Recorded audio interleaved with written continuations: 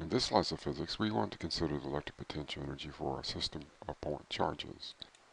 So let's consider a charge Q at some position and some test charge, say positive test charge little q, and I want to bring it closer to capital Q. So I know there is a Coulomb repulsion. So this is the force that capital Q exerts on little q. And I want to push it toward it, so I'm going to push it, let's say, with a constant speed so this is my force, some external force. And I know that as I get closer to the charge, the amount of force that I have to exert, it will increase. So if I think about moving it at a particular displacement, let's say d, if I want to move it with the same displacement, then the force I have to apply will have to be larger for the same amount of displacement. So how much work do I have to do? Well, it's beyond this course, but I would find that the amount of work that I would have to do, the external work, would have to be, it's going to be K, the electrostatic constant, the value of capital Q, times little q, over r being the distance between Q and capital Q as I move it. So the change, or the potential energy, the electric potential energy, which would just be opposite to the work, would be given by the same expression. So the electric potential energy for a system of point charges would be K, the electrostatic constant, Q, little q, over R. So if I graph that, I would see here's R, here's the electric potential, here's my capital Q, and so along this curve, so the potential energy decreases as the test charge is placed further out. The closer I get in, the stronger or the larger the electric potential of the system is. So the closer I am to capital Q, the higher the electric potential is. So here's capital Q. So my test charge is here. And if I let go of it, it will move, let's say here, at a lower, so this will be a potential of a lower, and the potential here is high.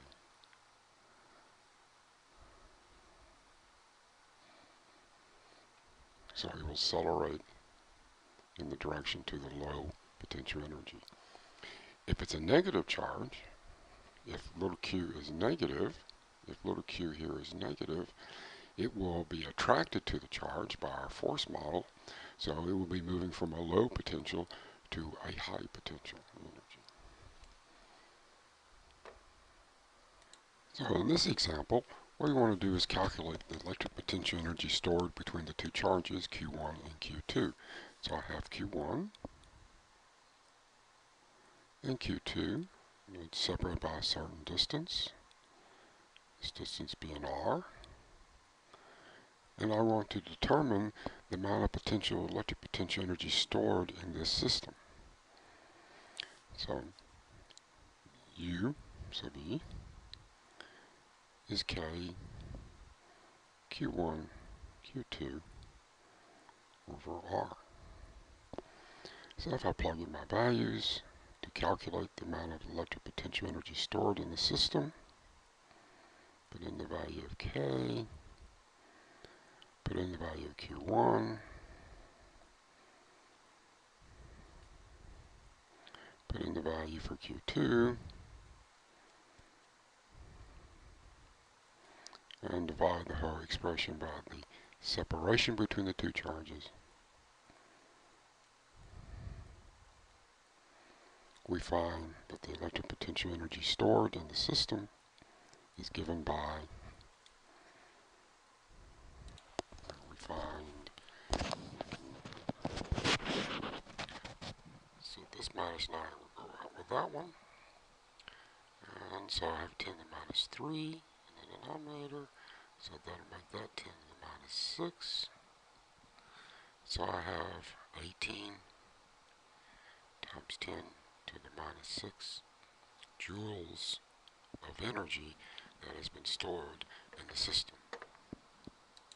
In the next example, I have 3 charges, and I'm interested in what is the total energy of the system, the total electric potential energy. And since energy is scalar, I simply add up all the energy stored here. So it would be the energy stored between Q1 and Q2, the energy stored between Q1 and Q3, and between Q3 and Q2. And so I find the energy between Q1 and Q2, I find the energy between Q1 and Q3, and I find the energy between Q1 and Q2 and Q3. So R2 is the distance between Q1 and Q2, R1 is the distance between Q1 and Q3, and R3 is the distance between Q3 and Q2. So here I'm given 3 charges, Q1, Q2, Q3, and they're all equal to 1 nanocoulomb. Their distances are given, and so I simply plug in and calculate what the energy that is stored in the system. So calculate U, the energy stored in the system. K is 9 times 10 to the 9th. Q squared would be 1 times 10 to the minus 18. 1 over R1 is 1 over 1. 1 over R2, which is 1 over 1, plus 1 over the square root of 2. And what we find is that U is the value of 24 times 10 to the minus 9 joules of energy stored within the system. In our final example, we want to consider this system. I have a charge Q, and charge Q, I want to determine its final velocity. So it starts off with some velocity v, and it ends here at some final position. And the charge capital Q is interacting with the system. So I'm going to use the conservation of energy for this problem. So I know the energy after. I'm going to use a script E for energy. I don't want you to get confused with the electric field, so the energy after will equal to the energy before. The energy after will be 1/2 mv sub A squared plus the potential energy after, so it'd be KQ times capital Q over R after. The distance will be equal to 1/2 the velocity before squared plus KQ capital Q over R before. So if I put in my zeros, this velocity is 0, so that is 0. Rearrange the terms. I have 1/2 mva squared is kq over rb minus kq capital Q over R after. Continue with my algebra. I have b sub a squared is equal to 2k little q capital Q over m times 1 over r sub b minus 1 over r sub a.